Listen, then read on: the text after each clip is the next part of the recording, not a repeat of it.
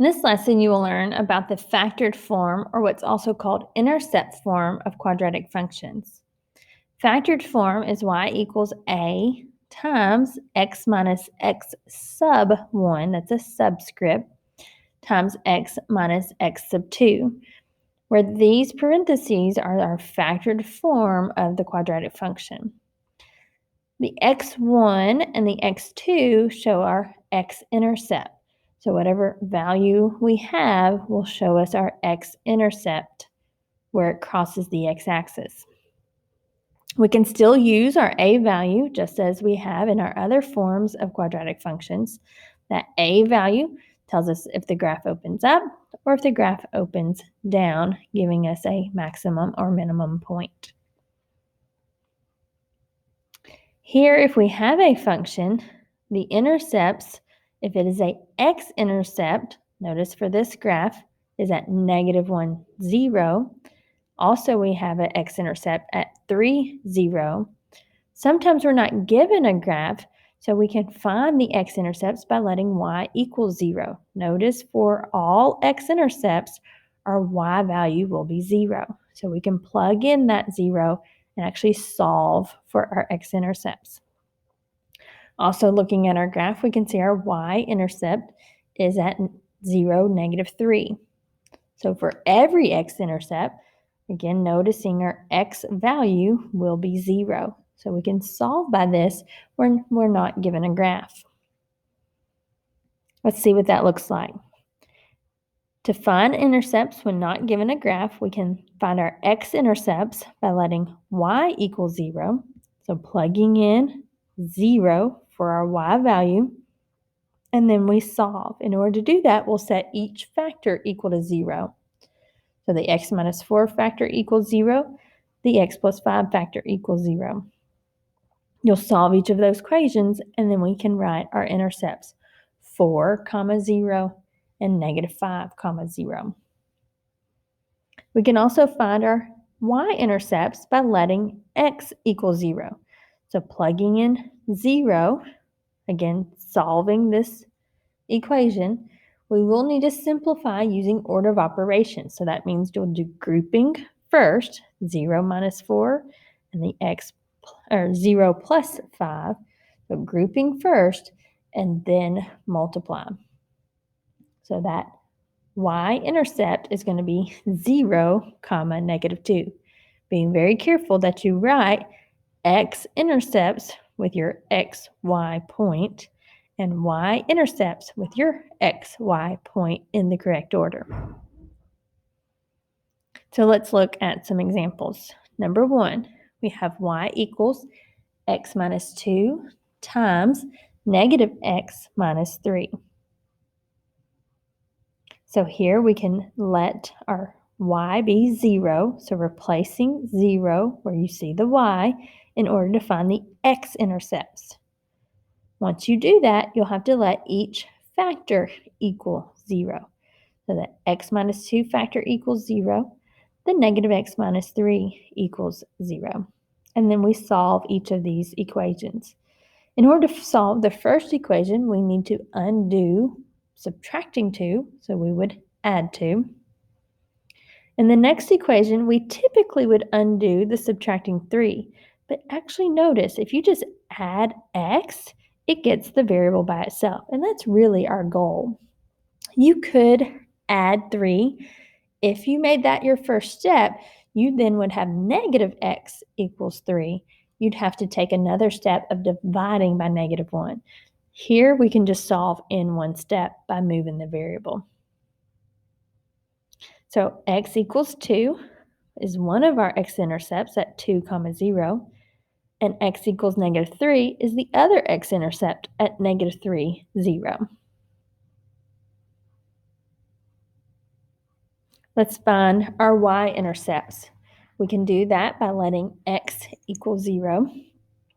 So plugging in from our original equation, x as a 0, so here as well as here. Notice we've got -1 times 0 because it was at -x. Follow order of operation, and really here, your calculator can solve with order of operation correctly. That way you don't mess up any of this. For order of operation, you would need to subtract 0 minus 2 in the grouping. Here we would multiply before we subtract to get the -3. Or again, just type it all in your calculator, every bit of this once you have it set up. Negative times negative is a positive 6, so that would be our y-intercept, 0, 6. Keep in mind, in order to have a y-intercept, your x is 0. To have an x-intercept, your y's are 0. So make sure you write your answers in that correct form. Let's look how the graphing calculator can help us check. You can press y equals and type the equation into y1. So that factored form, type it into y1.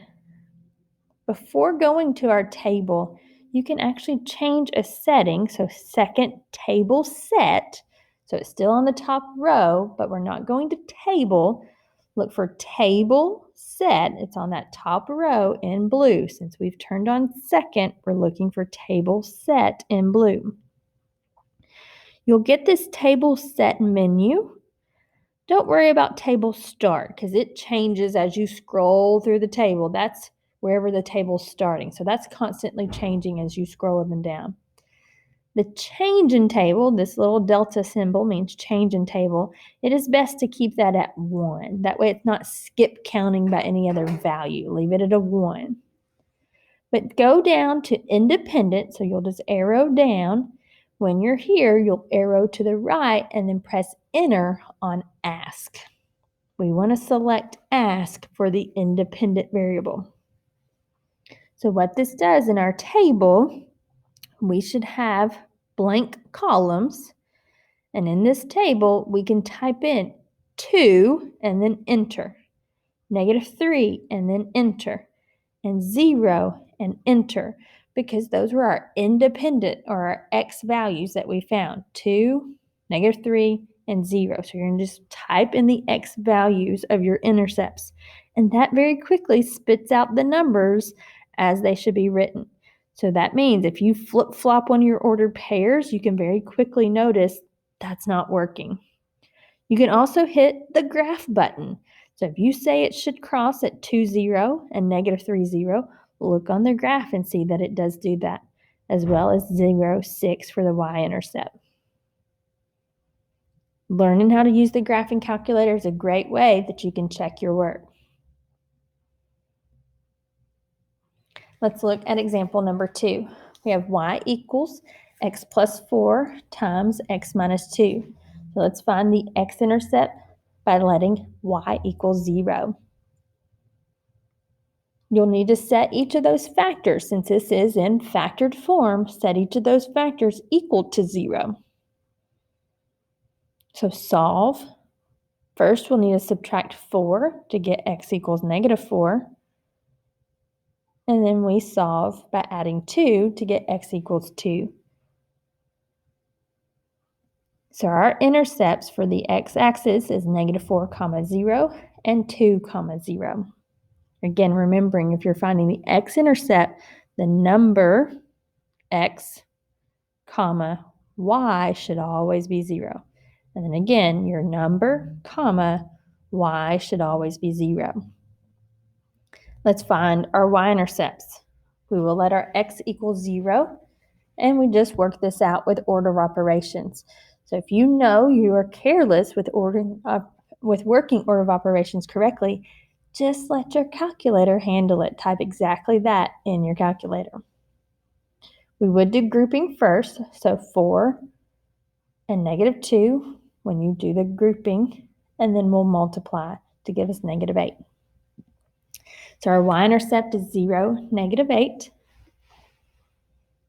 Let's check those with our graphing calculator. Again, press y equals and type your equation into y1. Once you do the table set, it is set that way. You don't have to keep doing it every time. To change it back, you'll need to either go back in and tell it to auto, or just do a calculator reset second memory 712. So with our values in our table, we can type in the -4, 2, and 0. But notice I also typed in +4 just to show you an example of how you could check when you did it wrong. Let's say when you were solving, you added 4 to both sides. You forgot to do the opposite. So if you're telling yourself that the answer is 4, 0, notice how quickly the calculator can say, nope, it should have been 416. So don't change your answer. Go back and change your work. Check and see where you went wrong to find the correct x-intercept. We can actually view this on the graphing calculator and again check those points that we solved for.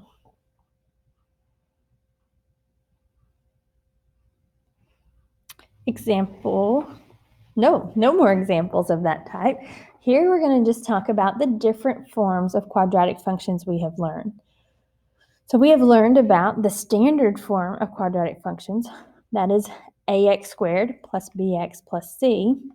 When we are in standard form, we can find the axis of symmetry and use that to solve for the vertex.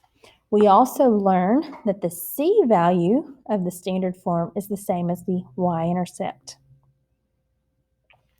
When an equation is in vertex form, a equals x minus h quantity squared plus k. So when a vertex form is given, we can just name the vertex. There's no work involved. We just have to be careful with opposite and exact naming that vertex. Our axis of symmetry is going to be the same as our h value. And then finally, in factored form or intercept form, we have our factors. We can name the x-intercepts. We can also use this to solve for our y-intercepts by plugging in 0. So notice these 3 different forms. They're really the same equations, just written in each of the different forms. We have standard form, vertex form, and factored form. So this is the table for these equations. Again, they are all the same. They just look differently. So notice in our table and in our graph, we can identify some key features. Our axis of symmetry is the x value of our vertex, and we can also see that in our vertex form. We could have solved for our axis of symmetry using the axis of symmetry formula when we have it in standard form.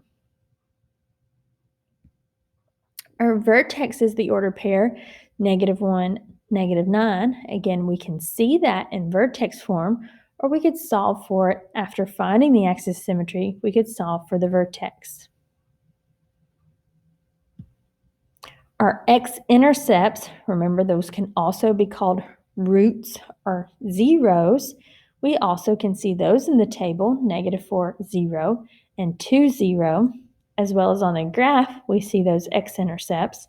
That can come from our factored form to give us our x-intercepts. We can also see our y-intercept, 0, -8.